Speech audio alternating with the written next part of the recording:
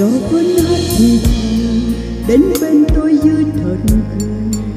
Gió muốn nói điều gì tha thiết,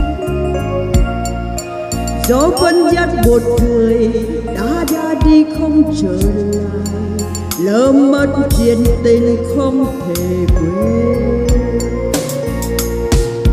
Tôi xin chuối cây dài ấp ôm bao đêm tình diệu, ánh mắt ấy giờ này xa lắm.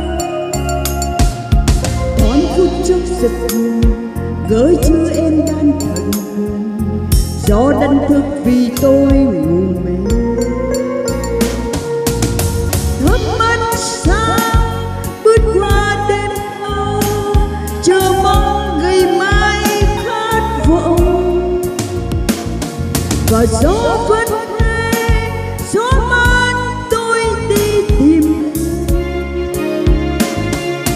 Rồi có lúc nước mắt tuôn rơi như hạt sương bé nhỏ. Gió sẽ hát gì gió ru tim tôi ngày ngày mãi xôn xao.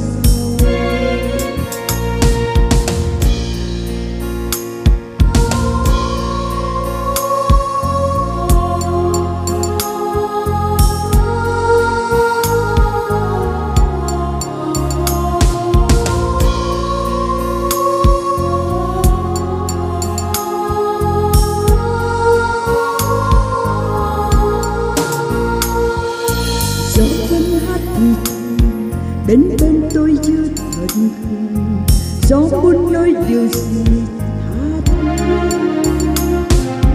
Gió vẫn dắt một người đã ra đi không trở lại, lỡ mất chuyện tình không thể quên.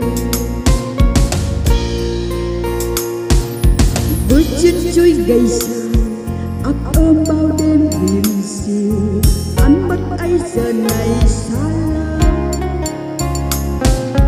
Còn phút chốc giật mình gửi chữ em đang thật gần, gió đánh thức vì tôi ngủ mê.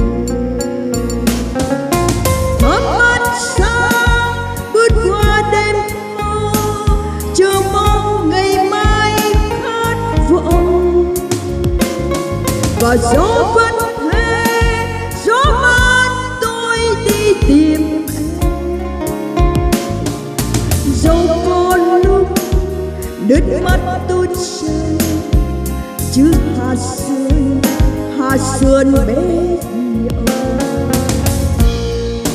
Gió sẽ hát gì gió ru tim tôi ngày ngày mãi xôn xao.